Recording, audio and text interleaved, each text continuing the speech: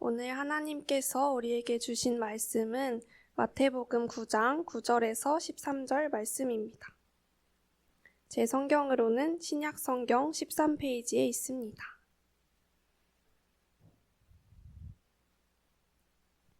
다 찾으신 줄 알고 제가 봉독하겠습니다. 예수께서 그곳을 떠나 지나가시다가 마테라 하는 사람이 세관에 앉아 있는 것을 보시고 이르시되 나를 따르라 하시니 일어나 따르니라. 예수께서 마태의 집에서 앉아 음식을 잡수실 때에 많은 세리와 죄인들이 와서 예수와 그의 제자들과 함께 앉았더니 바리새인들이 보고 그의 제자들에게 이르되 어찌하여 너희 선생은 세리와 죄인들과 함께 잡수시느냐. 예수께서 들으시고 이르시되 건강한 자에게는 의사가 쓸데없고 병든 자에게라야 쓸데가 있느니라. 너희는 가서 내가 긍휼을 원하고 제사를 원하지 아니하노라 하신 뜻이 무엇인지 배우라. 나는 의인을 부르러 온 것이 아니요 죄인을 부르러 왔노라 하시니라. 주님의 말씀입니다. 제가 지난주에 우리 스틴터 지체들과 함께 올랜도 비전 치료를 다녀왔는데요. 저 개인적으로 한 20번 이상 간 것 같습니다. 제가 자주 가는 이유는 거기 건물이 멋있고 잘 지어져 있거든요.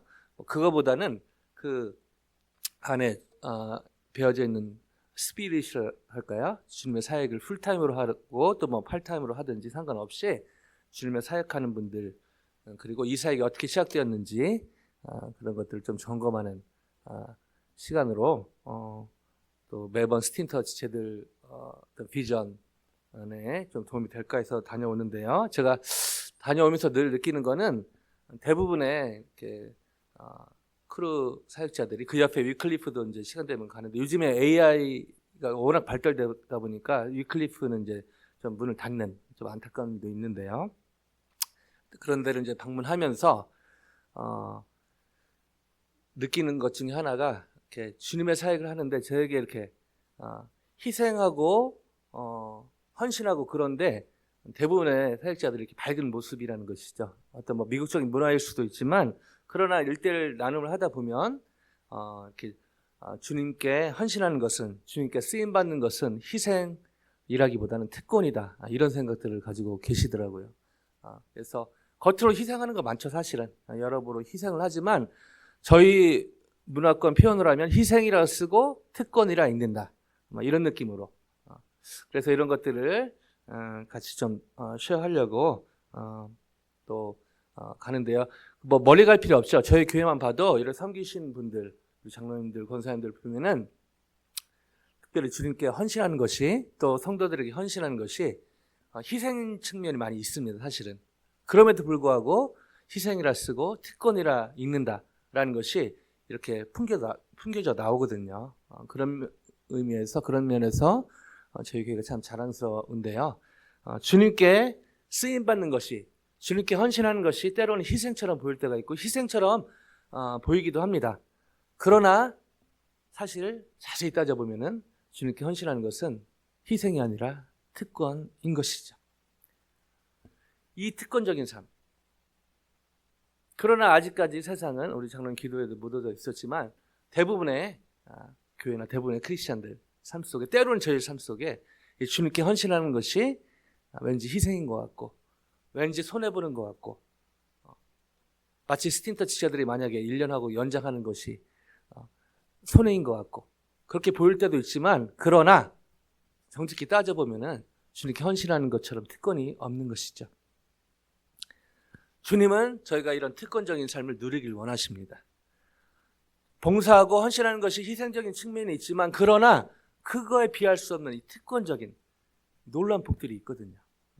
어떻게 하면, 겉으로 보면, 세상적으로 보면 주님께 헌신하는 것이, 교회 봉사하는 것이, 다른 사람을 위해서 하는 것이 희생이고 손해처럼 보이지만 실제 이게 특권이다 라는 것을 누리고 그렇게 나누며 살 수 있을까요? 어떻게 하면 주님께 쓰임받는 특권의 삶을 살 수 있을까요? 하나님이 너무너무 원하시고 저에게 너무너무 필요한 삶입니다. 주님께 헌신하는 것, 주님의 성도님들에게 헌신하는 것, 희생이 아니라 특권이다. 어떻게 하면 주님께 이 쓰임받는 특권의 삶을 살 수 있을까라는 질문을 가지고 오늘의 본문 안으로 다 같이 들어가 봅니다. 마태복음 9장 9절 우리 미나자매 잘 읽어줬는데 저희 목소리로 한번 다시 읽어봅니다. 9장 9절입니다. 시작. 예수께서 그곳을 떠나 지나가시다가 마테라 하는 사람이 세관에 앉아 있는 것을 보시고 이르시되 나를 따르라 하시니 일어나 따르니라. 자, 뒤에도 얘기하겠지만요. 마태복음인데 지금 마태, 자기는 객관화해서 지금 쓰고 있는 것을 염두에 두고 오늘 본문에 들어가면요. 너무너무 반전의 은혜를 얻게 됩니다. 자, 여기에 그 본문의 내용은요. 마가복음에도 있고 누가복음에도 있습니다. 좀 다른 관점으로, 왜냐하면 그 수신자가 리스펀트가 달랐기 때문에 좀 다른 관점으로 이렇게 쓰여졌다는 걸 염두에 두고 보시면 오늘은 마태 관점으로 이렇게 보겠는데요. 여기에 그 마태 자기를 객관화하면서 설명을 하고 있습니다. 자, 이 마태가 세관에 앉아 있었다라고 자기를 객관화하면서 얘기하고 있는데요. 이 당시 이 세관에 앉아 있다라는 표현은 그 일에 종사하고 있다는, 자신이 그 일을 하고 있음을 지금 객관적으로 표현하고 있는 것이죠. 특별히 이 세관은 그 당시에 유대를 속국으로 하고 있던 로마를 위해서 세금을 거둬들이는 이 일을 하고 있던 사람들이 세리인데요. 텍스 콜렉터들이죠. 이 사람들 중에 하나가 마태였다. 이것을 자신을 객관화하면서 얘기하고 있습니다. 그러면서 예수님이 그 마태를 보면서 이르시되 나를 따르라 라고 말씀을 하신 것이죠. 자, 여기서 나를 따르라 라는 표현은요, 헬라어로 보면은 아콜루데이라는 말인데요. 조금도 지체하거나 주저없이 나를 당장 쫓으라.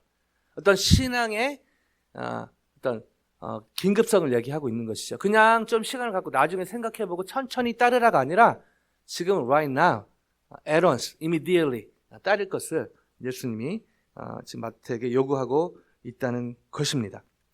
참고로 이 당시 이 세관 안에서 일하는 이 세리들의 특징은요, 이 모든 상품에 그 당시 그 세금을 더 걷어들이려고 모든 상품에, 요즘에 뭐 미국에서 여러 뭐 그런 것도 있지만 이때는 더 했다는 것이죠. 모든 상품에 이 세금을 부과했다고 합니다. 그래서 긴 막대기로 곡식자루도 찔러보고 하여튼 어떻게든 이 텍스를 걷어내려고 막 이렇게 괴롭혔다는 것이죠. 그래서 세관들, 세리들 입장에서 최선을 다했지만은 일반 사람들 입장에서는 너무너무 이렇게 싫었던 것입니다. 그래서 세금의 강제, 뭐 부당징수 등등의 일도 있었다고 합니다. 이 세리들은요, 요즘에 뭐 CPA랑 좀 비슷할 수 있지만 전혀 다른 것이죠. 근데 이 당시 세리는 되게 악질적인 사람들로 여겨지기도 했습니다. 그래서 세리만 보면 막 도망가고 싶고 피하고 싶고 이런 분위기가 있었다는 것이죠. 지금과의 CPA로 보면 안 됩니다. 이 배경에서 봐야 되는 것이죠. 자, 이때 나를 따라오라, 즉시 따라오라 예수님 말씀하셨는데 이때 다음과 같은 일이 펼쳐집니다. 10절요. 읽으실까요? 시작.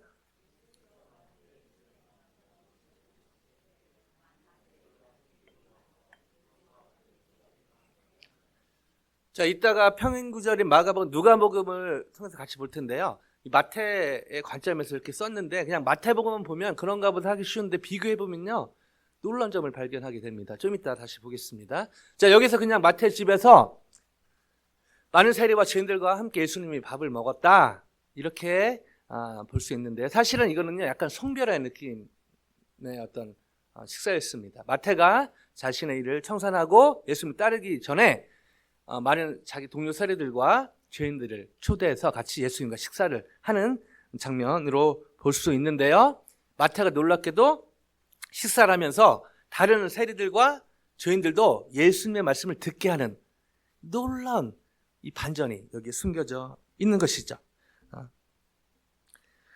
그 당시 사람들이, 자기뿐 아니라 세리들과 특별히 세리들은 비애국적이고 이기적이고 욕심 많고 부정직하고 이런 이미지가 강했기 때문에 이 어떻게 보면 예수님과 이 죄인들이 만나는 접점이 쉽지 않았거든요. 그런데 놀랍게도 마태는 자신을 이용해서 자신의 집을 활용해서 지금 이 접점을 만들고 있는 놀라운 반전을 보게 됩니다. 아니나 다를까 이를 안 입게 보던 바리새인들, 페리시스들이 이렇게 반응합니다. 11절요. 같이 읽습니다. 시작. 바리새인들이 보고 그의 제자들에게 이르되 어찌하여 너희 선생은 세리와 죄인들과 함께 잡수시느냐? 자, 바리새인들에게는 이게 밥이죠, 밥. 밥. 예수님이 어떻게 책 잡으려고 그러는데 와, 딱 덫을 놓은 건 알지만 덫에 걸린 것처럼 What? 그럼 그렇지. 예수 자기가 신이라고 그러고 그런데 너희 선생은 세리와 죄인들과 함께 밥을 잡수시느냐? 반어법이죠. 어떻게 그럴 수 있느냐? 이런 예수 그럼 그렇지. 응? 그럴 줄 알았어. 막 바리새인들은 이제 신난 것이죠. 왜냐하면은 이 바리새인들이 보는 기준은 자신들의 율법을 얘기하지만 자기 self-righteousness. 우리는 의롭고 다 죄인이다. 근데 그 신이라고 하는 하나님이라고 자칭 그들 입장에서 하는 예수가 세리들과 세리집에 마태집에서 죄인들 불러놓고 밥 먹어? What? 이거 완전 밥인 것입니다. 밥. 그래서 막 이렇게 손가락질하는 장면이 오늘 이 바리새인들의 이 모습인데요. 자, 이때 예수님 이 상황을 잘 알고 계셨던 것이죠. 그러면 이렇게 반응하십니다. 12절요. 같이 읽습니다. 시작. 예수께서 들으시고 이르시되 건강한 자에게는 의사가 쓸데없고 병든 자에게라야 쓸데있느니라. 자, 여기에 그 건강한 자에게는 의사가 쓸데없고 병든 자에게 쓸데있느니라. 뭐 요즘에도 다 통용되는 말이지만 이 당시 유행하던 그런 속담이었다고 합니다. 그들이 잘 이해할 수 없는 예수님처럼 깊이 있는 진리를 깨닫고 아신 분도 없지만 사실 예수님처럼 쉽게 얘기하신 분도 없는 것이죠. 그들의 눈높이에서 이 말씀을 하십니다. 그래서 그 죄인들과 있는 것이 이런 의도구나 라고 말씀을 하신 것이죠. 그러면서 말씀을 이렇게 오늘 본문의 마지막 절에 13절에 이렇게 이어가시는데요. 같이 읽습니다. 시작. 너희는 가서 내가 긍휼을 원하고 제사를 원하지 아니하노라 하신 뜻이 무엇인지 배우라. 나는 의인을 부르러 온 것이 아니요 죄인을 부르러 왔노라 하시니라. 시간 관계상 다른 데 보지 않겠지만 마가복음 2장 13절에서 17절, 누가복음 27절에서 37절에 보면 이 내용이 기록이 되어 있는데요. 마태복음에만 기록되어 있는 게 있습니다. 그게 뭐냐면은 내가 긍휼을 원하고 제사를 원하지 아니하노라 라는 하신 뜻이 무엇인지 배우라. 이 말만 마태복음에만 들어 있거든요. 마태가 강조하고 싶었던 것이 있는 것입니다. 그 내용은 이 믿는다는 것, 예수를 믿는다는 것이 무엇을 의미하는가? 그리고 믿음으로 용서받은 사람들이 받는 복이 무엇인가? 이 마가 누가보다는 마태는 여기에 더 집중해서 얘기한 것으로 볼 수가 있고요. 특별히 믿음으로 용서받은 사람들이 받는 복, 이것을 오늘 이 식탁 교제, 밥 먹는 교제로 또 표현한 것으로 볼 수가 있습니다. 참고로 예전에 구원하면은 예수를 믿고 천당 가는 기차표 사는, 그렇게 많이 비유를 했죠. 예전의 상황에 뭐 그게 워낙 그 삶이 어렵다 보니까 그냥 예수 믿으면 천당 가는 기차표를 산다. 거기에 탄다.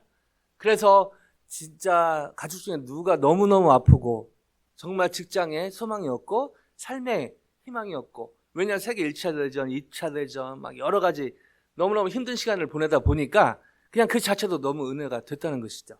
그러나 예수님, 하나님의 구원을 그냥 천당 가는 티켓으로 비유하면요, 그 반절은 맞지만 너무 큰 것을 잃어버립니다. 왜냐하면 그냥 예수님은 그러면은 내 마음대로 살다가 죽기 직전에 예수 믿어서 평생 내 마음대로 살다가 하고 싶은 대로 살다가,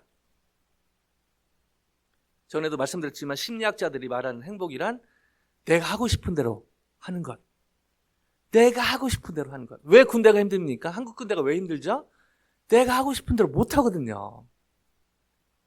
뭐 다 여러 이유가 있어요. 요즘에 근데 한국 군대 같은 경우는 월급 많이 준다고 이렇게 가라고 하는데, 주호가 갔으면 하는 바람도 있지만요. 다른 측면에서. 그러나 이 군대 자체가 쉽지 않은 거는 내가 하고 싶은 대로 못 하는 거거든요. 그런 의미에서 주님께서 저에게 프리윌, 자유의지를 주셨다는 거, 이거 엄청난 축복입니다. 그 반대로 그럼에도 불구하고 우리가 또 그 마음을 주님께 드리는 것 더 아름다운 일이라 볼 수 있는데요. 자, 예전에는 이렇게 구원받는 거, 예수님 믿고 천당 가는 티켓을 받는다. 근데 이게 복음의 한 부분이지만 이걸 잘못 이용하면요, 예수 믿고 난 천당 가니까 이제 난 내 맘대로 진짜 살아도 된다. 이 구원파죠, 구원파. 근데 더 놀라운 사실, 우리가 구원파라고 얘기는 안 하는데 구원파처럼 사는 성도들이 적지 않은 것입니다. 역사적으로 보면 영지주의 영향으로 쭉 오는 거거든요. 나는 예수 믿었으니까 의인이 됐고, 나는 이제 죄 안 짓고 내 마음대로 살아도 되고, 나 죽으면 천당 가고. 왜냐면 티켓이 있으니까. 이런 오류로 빠지기 쉽다는 것이죠. 그래서 요즘은요, 예수님, 하나님의 구원을요, 식탁 교제로 하는 비유를 합니다. 예수 믿으면 예수님과의 식탁 교제가 시작이 되는 것이죠. 하나님 나라 관점, 하나님 나라 언어로 얘기해 볼까요? 예수님을 나의 구주, 나의 하나님을 믿는 순간부터 하나님의 통치가 시작이 됩니다. 아멘요? 하나님 나라가 시작이 되는 것입니다. 아멘요? 그래서 그 유명한 두 부사, already but not yet. 이미 그러나 아직. 하나님의 나라는 예수님을 나의 구주, 나의 하나님 믿음으로 시작이 됐지만, 그러나 아직 완벽히 완성되지는 않았다는 것이죠. 예수님 다시 오실 때 하나님 나라는 완성이 될 것입니다. 아멘요? 그래서 저희가 이 교회 생활도 그런 하나님의 통치를 연습하는 너무너무 좋은, 사실 그런 하나님의 아이디어로 생긴 것 중에 하나가 이 교회인 것이죠. 가정이기도 하고 또 교회도 있는 것입니다. 자, 그래서 오늘 본문에서는 그래서 예수님의 자비로우신 부르심에, 조건 없이 부르시는 부르심에 어떻게 응답하는 것이 최선인지, 주님의 최선인지, 그리고 믿음이 무엇인지, 이런 것들을 다각적으로 보여주는 본문이라고 볼 수가 있습니다. 자, 여기에서요, 좀 더 줌인해서 한 가지 생각해 보고 싶은 것이 있습니다. 자, 이 당시 마태는요, 개인의 성향 떠나서 사람들에게 외면당하고 죄인 취급받고 사람들이 싫어하고 같이 있기 싫어하고 그 다음에 이렇게 좀 저질이고 이런 취급을 받는 세리였거든요. 이런 포지션이 있던 세리였던 마태가 예수님의 부르심에 일어나 따르고 더 나아가서 귀하게 쓰임 받는데요, 심지어 마태복음을 쓰는, 물론 성령의 감동하심으로 쓰게 됐지만 한 성경의 저자로 쓰임 받는 놀랍게 쓰임 받는 특권의 삶을 살게 됐다는 것이죠. 사람들이 함께하기 싫어하고, 뭐 마태만 보면 긴 지팡이로만 꼬챙이로 찔러서 이렇게 세금 뜯어갈 것 같고, 진짜 죄인 중에 죄인이고 하급한 세리였던 마태인데 어떻게 이렇게 주님께 쓰임 받는, 그리고 지금도 제가 2000년이 넘는 시간이 흐른 지금 이성일 목사가 우리 크리스탈 교회 성도님들에게 이 마태복음을 통해서 하나님의 말씀을 전하고 있는, 지금도 쓰임받고 있는 거 아닙니까? 놀라운 특권의 삶을 마태는 지금도 쓰임받는 그런 은혜를 누리고 있다는 것이죠. 어떻게 사람들에게 외면당하고 죄인 취급받았던 마태는 지금도 이렇게 쓰임받고 있는가? 어떻게 이렇게 특권의 삶을, 죽었는데도 지금도 쓰임받고 있는가? 라는 질문이 안 생길 수 없는 것입니다. 여러분요, 서두에 말씀드렸지만 주님께 쓰임받는, 여러분 하나님 앞에 섰을 때 하나님, 제가 돈을 이렇게 많이 벌어왔습니다. 하나님 반응이 어떠실까요? 하나님, 제가 이렇게 운동을 잘해서 이렇게 왔습니다. 하나님, 제가 이렇게 사업을 잘해서 왔습니다. 하나님, 제가 이렇게.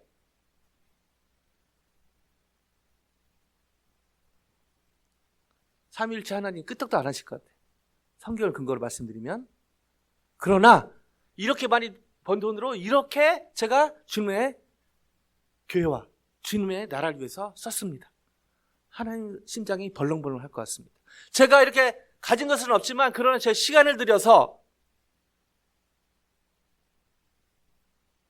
주님의 몸된 교회를 위해서 이렇게 제 시간을 썼습니다. 하나님 심장이 벌렁벌렁 할 것 같습니다. 저는요, 딴 분이지만 우리 전현신 권사님 한세 상급이 클 줄로 믿습니다. 양수지 권사님 매주 라이드 하는 거 쉽지 않거든요. 앞에서 찬양하고 성가대 설교하는 것, 성경 공부 가르치고 다 하나님의 일입니다. 아멘요? 너무 귀한 일입니다. 동일하게 우리 정 권사님이 양수진 권사님, 라이드 하는 것 동일하게 중요하고 소중한 하나님의 일입니다. 아멘요? 그리고 성도님들을 위해서 기도하고 성도님들 때 전화 받고 들어주고 이것도 동일한 하나님의 일입니다. 아멘요? 그 상태로 하나님 앞에 섰을 때 하나님의 심장은 벌렁벌렁, 하나님 심장은 엄청 뜰 거라 그런 생각을 해봅니다. 여러분, 한 번도 여유 없이 하나님 앞에 섰을 때, 뭐 지금 예배 받으실 때도 하나님 심장이 뛰시지만, 그러나 저의 마지막 파이널 데스티네이션, 주님 앞에 섰을 때 누구보다 하나님의 심장을 뜨게 하는 한 분 한 분 되시기를 주님의 이름으로 간절히 축원드립니다. 그것이 사실은 그래서 특권인 것이죠. 그런 관점으로 보면 여러분, 성가대하는 것, 우리 리오나점의 한국어 거리 아닌데도 그 한국어 이렇게 발음해서 이렇게 준비하고 찬양하고, 우리 제 주호가 한국 가서 그 트랜슬레이터가 없었는데 우리 또 갑자기 우리 라이언 형제가 뒤에서 또 트랜슬레이터 하는데 박수로 격려합니다. 동일하게 하나님의 일인 것이죠. 아멘요?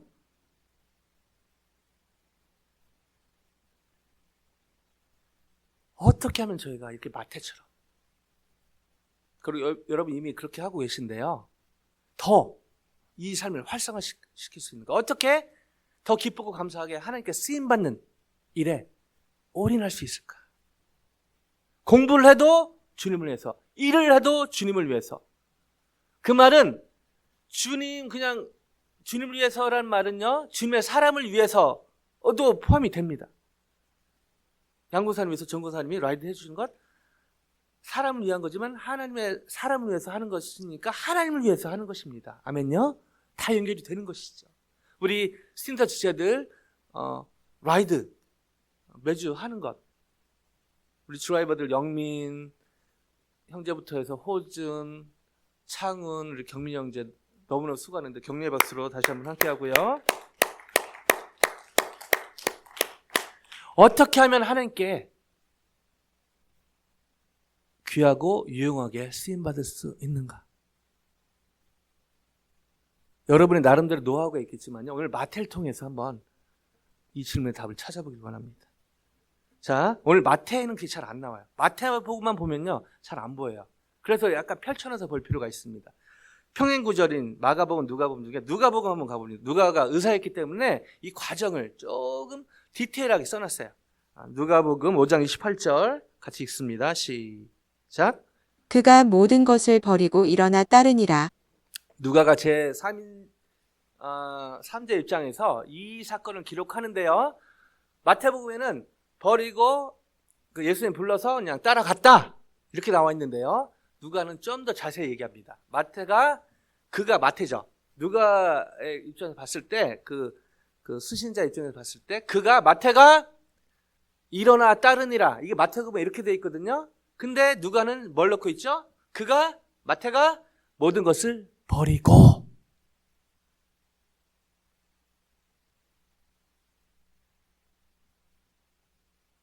마태가 모든 것을 버리고, 그냥 단순히 따랐다는 게 아니라 세리로서의 자기 오름, 이게 밥줄이 걸려 있는 거죠. 이 밥줄 얼마나 중요합니까?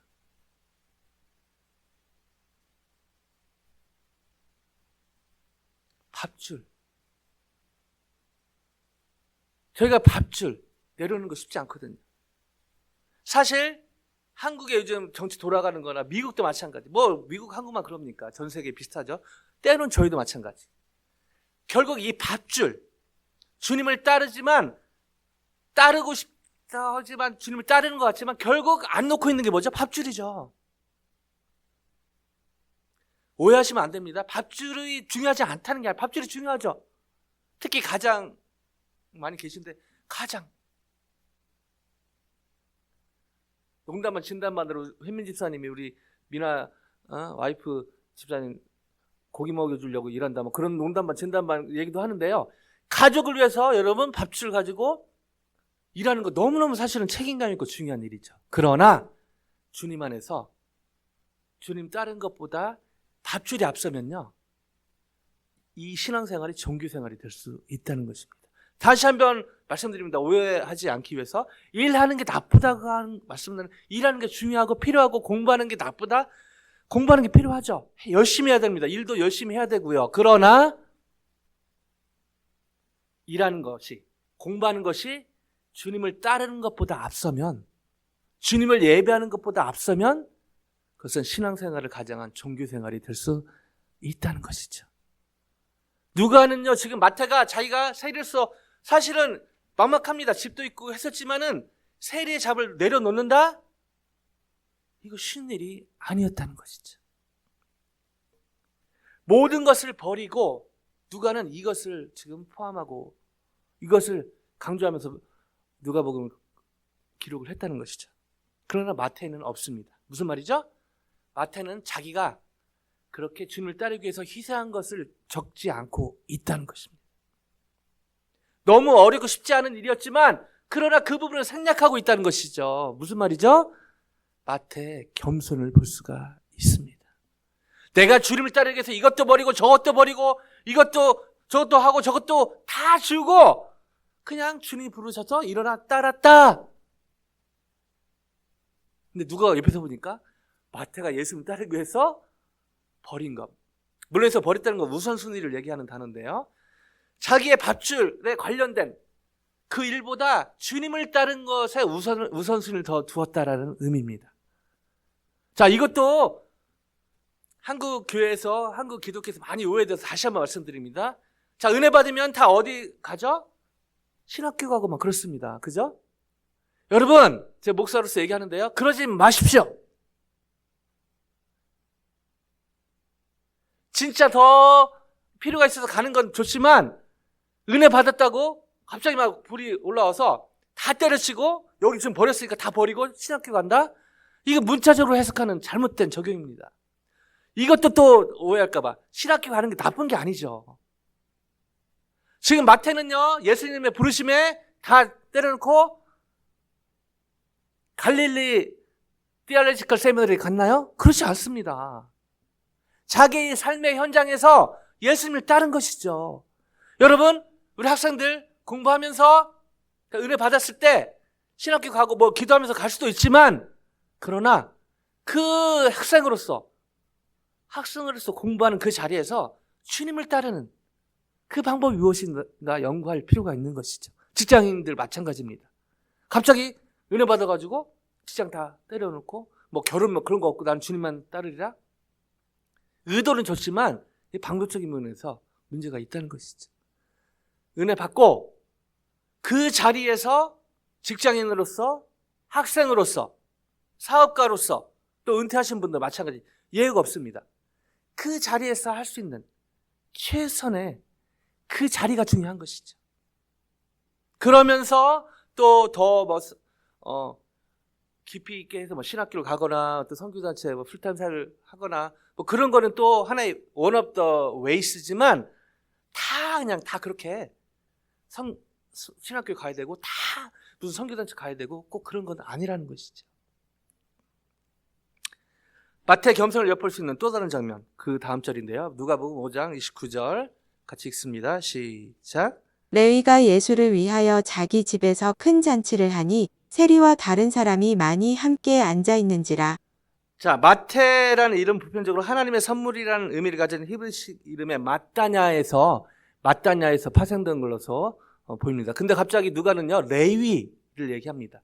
이거는 마태의 또 다른 이름인 것이죠. 이 당시 사람들이 여러 이름을 이렇게 길게 갖고 있었다는 것입니다.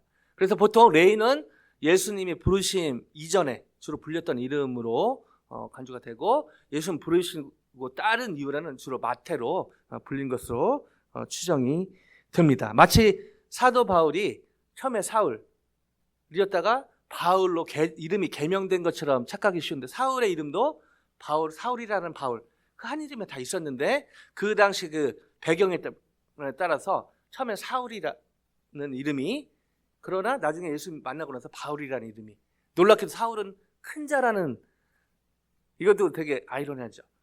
사울은 큰 자라는 의미가 있고 바울은 작은 자라는 의미가 있습니다. 놀라운 그 의미죠.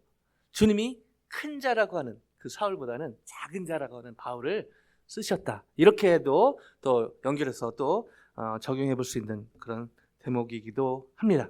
자, 여기에서 보면요, 마태복음에는 그냥 이렇게 해서 밥 먹었다 이런 느낌이거든요. 이제 누가는 지금 어떻게 기록하고 있죠? 레위, 마태가 예수를 위하여 자기 집에서 큰 잔치입니다. A large crowd of tax collectors, 많은 사람들과 다른 사람들 앉아 식사했는데 그 앞에 a great banquet. 우리 2세 지체들도 몇 명 있는데 뭐 프롬하고 좀 다르겠지만은 큰 잔치. 지금 마태가 이 식사 준비를 위해서 great banquet을 준비했다는 것이죠. 근데 마태는요, 그냥 같이 식사했다. 단순한 식사가 아니라 큰 잔치였음에도 불구하고 마태는요, 자화자찬하지 않았다는 것입니다. 그냥 식사했다. 여러분, 이 대목에서 저희 교회에 매주 애찬을 준비하신 분들의 큰 겸손을 봅니다. 시간 매주 저희들을 위해서 식사를 준비해 주시는 분들, 보이지 않는 섬김이들에게 우리 감사의 박수로 다시 한번 함께하기 원하고요. 매주 식사 준비하는 건 쉽지 않습니다. 대부분은 진짜 저희 교회가요, 제가 볼 때는 아틀란타에서 점심 맛있기로 탑3 안에 들은 것 같아요. 근데 그게 그냥 그렇게 나오는 게 아니라 뒤에서 누군가는 주중에 재료 사시고 요리하시고 가져오시고 또 여기 와서 또 맛있게 성도님들 또 대접하려고 또 끓이시고 또 요리하시고, 이게 쉬운 일이 아니거든요. 마태는 지금 다른 세리들과 죄인들을 초대하면서 예수님의 말씀을 듣게 하려고 그냥 밥 먹으러 와 하면 많이 왔겠습니까? 합리적 상상을 해보면 Great banquet. 마태 빨리서도 무슨 냄새지? 한 명이라도 더 초대하려고 아마 엄청나게 준비했을 것 같아요. 그리고 여기 보면 Great tax collectors and others.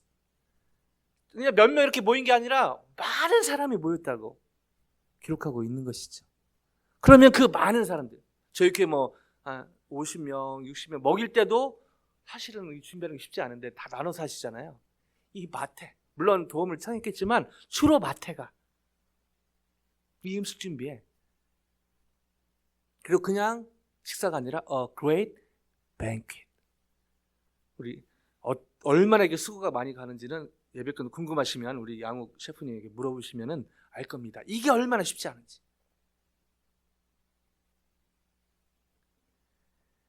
이 대목에서 저희는 무엇을 보게 되죠? 마태의 겸손을 보게 됩니다. 마태가 처음부터 아기 때부터 겸손했다라고 볼 수는 없는 것이죠. 뭐 그 기록이 없으니까 잘 모르죠. 그러나 적어도 이 장면에서는요, 마태가 예수님에 대해 소식이 계속 들어왔고 이렇게 즉시 예수님 따른 걸 보면은 예수님에 대해서 많이 들어온, 그리고 거기에 감명 받은 것으로 볼 수가 있는 것이죠. 그러나 그냥 들은 것으로 다 됐겠습니까? 예수님의 소식을 듣고 말씀을 듣고 그것을 말씀 그대로 또 예수님이 행하신 일을 경험하면서 예수님에 대한 마음이 열리고 예수님을, 내 밥줄을 잡는 것보다 예수님을 따르는 게, 예수님 말씀을 따르는 게 더 낫다는 판단이 생겼고, 하나님, 그걸 영적인 표현을 하면 하나님 안에 믿음이 생겼다고 볼 수가 있는 것이죠. 서두의 질문에 대한 답을 여기서 찾게 되는데요, 어떻게 하면 저희가 주님께 쓰임받는 특권의 삶을 살 수 있을까요? 주님 안에서 저와 여러분이 진짜 겸손할 때 저희는 주님께 쓰임받는 특권의 삶을 살게 될 것입니다. 그리고 이 겸손은 그냥 허리 숙이고 그냥 이런 겉으로가 아니라, 겉으로도 사실 필요해요. 사람들, 하나님 중심이시지만 사람은 또 외모를 보기 때문에 겉으로 그런 척 하자는 게 아니라 그런 것도 필요합니다. 그러나 더 중요한 것은 이 마음 중심에 진짜 예수님을 따르는 것, 주님으로 따르는 것, 예수님의 말씀을 정말 내 그 어떤 밥줄보다, 그 어떤 것보다 우선순위로 진짜 둘 때 저희는 겸손을 열매로 갖게 될 줄로 믿습니다. 이처럼 내 중심이 아니라 예수님 중심의 참 겸손의 삶을 살 때 하나님께서 기뻐하시고 저희는 주님께 귀하고 주님이 쓰시기에 편한 그런 겸손의 열매를 주님께 쓰임받는 특권, 주님께서 편하게 쓰시는 그런 삶을 열매로 맺게 될 줄로 믿습니다. 감사한 것은 성경에 보면은 이런 겸손의 삶을 살았던, 태어나서부터 겸손했다, 그거 맞지 않습니다. 주님 만나면서 주님 말씀의 영향을 받으면서 세례 요한 이런 고백을 했죠. 너무너무 요한복음 3장 30절 같이 한번 읽어보실까요? 시작. 그는 흥하여야 하겠고 나는 쇠하여야 하리라 하니라. 이 백그라운드 보면요, 이 세례 요한을 쫓는 사람들이 많았습니다. 그리고 쉽게 나를 따르라 하기 쉬운 여러 상황들도 있었다는 것이죠. 그냥 자기가 아무 영향도 없고 혼자 있는데 그냥 이런 말 했다면 뭐 그냥 뭐 그런가 보다 하는데, 이 말을 하기에 힘든 상황에서 지금 세례 요한이 이 말을 한 거거든요. 사람들이 막 쫓아오고 막 세례 요한, 그때 그 정점에서 He must become greater, I must become less.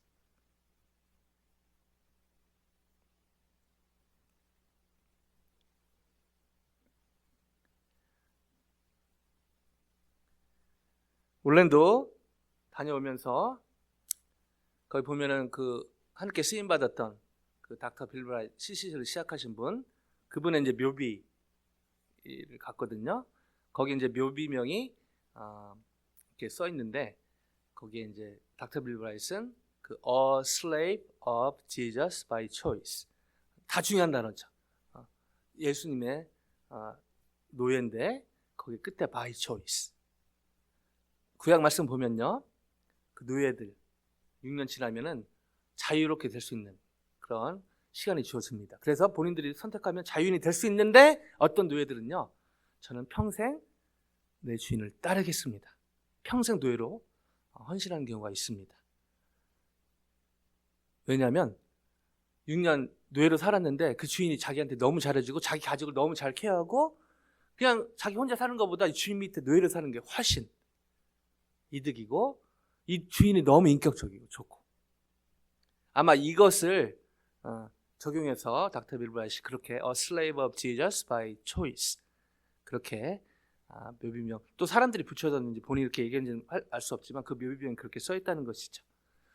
하나님 저희를 노예로 여기시진 않죠. 그러나 어떤 겸손의 표현이라고 할 수가 있습니다. 더 놀라운 것은 이분이 돌아가실 때 아내 바넷 브라이트이 남편에 대한 얘기를 그 책 서문에, 내 남편 빌은 너무너무 평범한 사람이었다, 그러나 위대한, 평범했지만 위대한 믿음의 사람을 통해 하나님이 위대하게 역사하셨다. 어쩌면 저와 여러분이, 여러분과 제가, 우리는 not that special, 그냥 미국에 살면서 그냥 평범하다고 느낄 수도 있지만, 어쩌면 그게요, 하나님 쓰시기에 아주 편한 조건일 수도 있다는 생각을 해봅니다. 그래서 주로 이제 거기를 보는데, 그 옆에 벽에 보면은 40년 이상 이 사역에 헌신한 분들, 그리고 최초에 1951년에 이 CC가 시작이 됐는데 최초로 해외 섬긴 게 1958년, 한국이거든요. 그래서 그 김중호 목사님 이름도 거기에 올려놓고 이렇게 되게 안호하는 그런 이렇게 벽에 붙어 있는데요.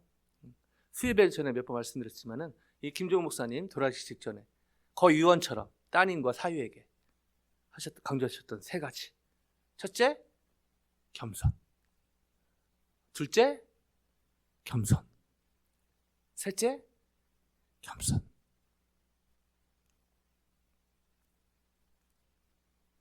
말씀 마무리하길 원합니다. 요즘에 레거시 미디어보다 유튜브, 너튜브라고 해야 되나요? 너튜브 방송에 여러 미디어들이 인기가 있는데, 그 중에 탑 1, 2 하는 어떤 그 미디어는 시작할 때 겸손은 힘들다 이렇게 얘기를 합니다. 그분이 얘기 들어보니까 고등학교 때는 교회를 다녔는데 지금 뭐 안 다닌다고 하는데, 이 겸손은 힘들다. 근데 사실은 그분의 고백뿐 아니라 저희의 고백이기도 하죠. 겸손은 참 어려운 것 같습니다. 겸손하려고 제가 노력하고 겸손하게 이렇게 노력을 하는데요. 진짜 하나님 앞에 겸손하기는 너무너무 쉽지 않은 것 같아요. 그때 이 말씀을 제가 이제 미리 준비하면서 계속 돌아보면서 기도하면서 생각난 한 분이 계십니다. 정확히는 두 분인데, 한 분은 캘리포니아에서 예수영화 사역하는 그 사무실에 있던 우리 팀처럼 키 크고 백인 그런 할아버지였는데, 나일스 베커라는 분인데, 이분은요 한국 CC가 전인간사 훈련을 1980년에 시작했는데 이것을 설립하신 분입니다. 그래서 한국에서는 영웅같이 정말 이렇게 그런 분인데, 나일스 베커라는 분인데, 이분이 캘리포니아에서 지금은 제가 지금 살아계신지 잘 모르겠고요. 20여 년 전에 이분을 만난 그런 한국 간사님들을 만났는데, 일부러 약간 성지순례하듯이 이분이 있는 사무실로 방문을 한다고 합니다. 왜냐하면 그렇게 귀하게 크게 쓰임 받았는데, 그 2000년도 초에 이분이 주로 하신 일이 사무실에서 그 우편물 이렇게 배달하고 복사하고 그분이 하는 일이 그거였다는 것이죠. 그래서 한국의 시니어 간사님들은 분이 일부러 성지처럼 방문하는 것이 그분의 사무실이었다고 합니다. 이렇게 오래 CC 간사도 하고 이렇게 한 나라에 뼈대가 되는 훈련도 만들어주고 에이시아에서 이렇게 쓰임 받았는데, 지금은 복사하고 우편물 이렇게 하고. 근데요, 그 모습 보는 자체에서 이분이 무슨 말을 해서가 아니라 그냥 그분이 그렇게 하는 거 보는 걸로요, 많은 분들이요 많은 생각을 하게 된다는 것이죠. 이 겸손이 무엇인가? 다른 한 분은 군대에 있을 때 보통 군인들이요 초코파이에 많이 넘어갑니다. 근데 초코파이 준다는 소식보다 더 많은, 거의 모든 군인이 그 교회로 몰린 적이 있는데요, 교회 다니던 수방사령관, 뚜리스타거든요. 주일에는 군복 안 입습니다. 수방사령관이 앞에서 주보를 나눠준다는 소문이 들었습니다. 퍼졌습니다. 저는 그렇게 많이 그렇게 교회에 몰린, 군대에서 몰린 걸 매주 했지만은 그날만큼 많이 모인 걸 처음 봤는데요, 이분이 앞에서 그냥 정장 입고 주보를 가지고 모든 장병들에게 주보를 나눠주면서 90도로 인사합니다. 수방사령관 인사받아 먹으려고 초코파이보다 더 많은,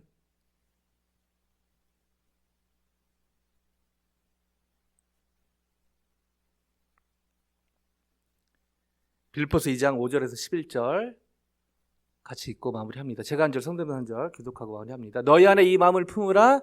곧 그리스도 예수의 마음이니. 그는 근본 하나님의 본체시나 하나님과 동등됨을 취할 것으로 여기지 아니하시고 오히려 자기를 비워 종의 형체를 가지사 사람들과 같이 되셨고 사람의 모양으로 나타나사 자기를 낮추시고 죽기까지 복종하셨으니 곧 십자가의 죽으심이라. 이러므로 하나님이 그를 지극히 높여 모든 이름 위에 뛰어난 이름을 주사 하늘에 있는 자들과 땅에 있는 자들과 땅 아래에 있는 자들로 모든 무릎을 예수의 이름에 꿇게 하시고 같이 읽으십니다. 모든 입으로 예수 그리스도를 주라 시인하여 하나님 아버지께 영광을 돌리게 하셨느니라. 아멘, 아멘.